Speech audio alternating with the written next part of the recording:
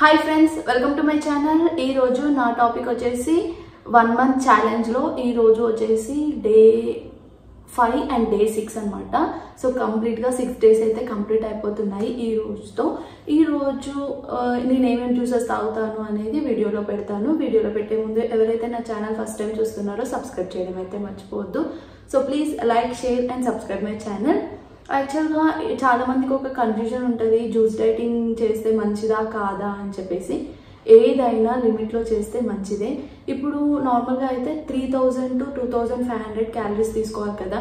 మనం juice dieting చేస్తే ఏంటి అంటే 700 or 800 క్యాలరీసే మన బాడీకి ఇస్తున్నట్టు. సో దట్ వెయిట్ లాస్ అయితే ఉంటుంది.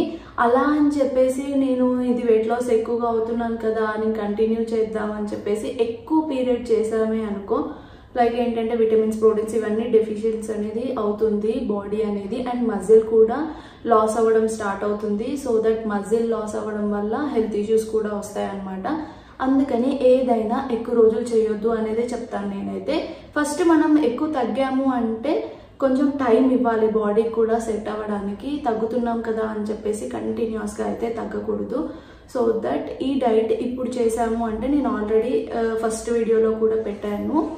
ఇప్పుడు చేసాము ఈ జ్యూస్ డైట్ అంటే మినిమం 6 to 7 months గ్యాప్ అయితే ఇవ్వాలి. దాని తర్వాతనే చేయాలి.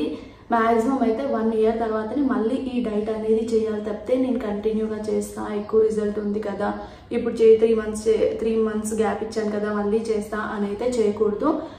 ఇది మాత్రం స్పెసిఫిక్గా చెప్తున్నాను. కానీ రిజల్ట్ అయితే బాగా ఉంటుంది. ఒక్కసారి చేసి చూడండి. ఎలా చేయాలి ఏంటి అనేది నేను కంప్లీట్ ప్రాసెస్ అయితే వీడియోలో పెట్టేస్తాను. సో ప్రాసెస్లోకి వెళ్ళిపోదాం. మార్నింగ్ లేవగానే వామ్ వాటర్ తాగుతాను కదా, గోరువెచ్చని నీళ్ళు. ఈరోజు గోరువెచ్చని నీళ్ళల్లో ఒక 1/2 teaspoon అంతా నెయ్యి ఉంటుంది కదా, నెయ్యి వేసుకొని తాగాను. సో దట్ కాన్స్టిపేషన్ ప్రాబ్లం అనేది రాదనమాట. మోషన్ ప్రాబ్లం ఉంటే క్యూర్ అవుతుంది ఇలా తాగితే. దాని తర్వాత ఇలా టీ అయితే తీసేసుకున్నాను. ఇది వచ్చి శంకు పూలతో చేసుకున్నాను. నేను ఎక్కువ న్యాచురల్ వే ప్రిఫర్ చేస్తాను అనమాట. మీకు ఏ హెర్బల్ టీస్ కావాలన్నా తీసుకోవచ్చు. దీనికి 2 cups ఆఫ్ వాటర్ యాడ్ చేసుకొని నేను శంకుపూలు చెట్టు దగ్గర నుంచి డైరెక్ట్ తెచ్చుకున్నాను. 4 శంకుపూలు వేసుకున్నాను. మనకి అమెజాన్లో డ్రైవి కూడా దొరుకుతాయి. అది బాక్స్ తెచ్చుకుంటే ఒక డ్రైవ్ అయితే ఒక 7 అలా వేసేసుకోండి.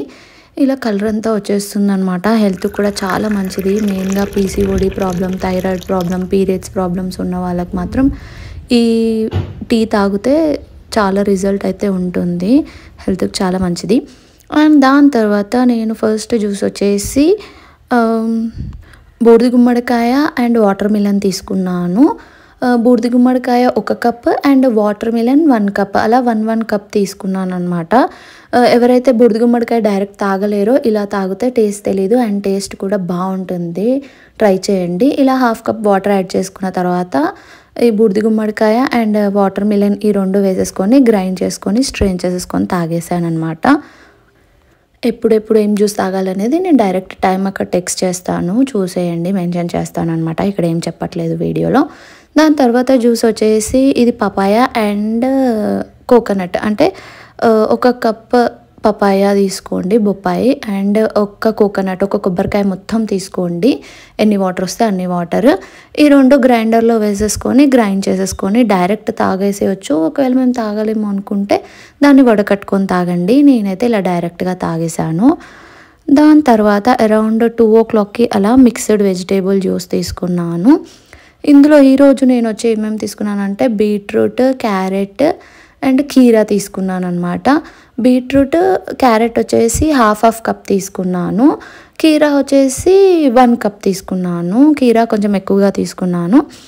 దాని తర్వాత 1/2 cup వాటర్ యాడ్ చేసుకొని ఇవన్నీ గ్రైండ్ చేసేసుకొని స్ట్రెయిన్ చేసేసుకొని తాగేసాను వడకట్టుకొని.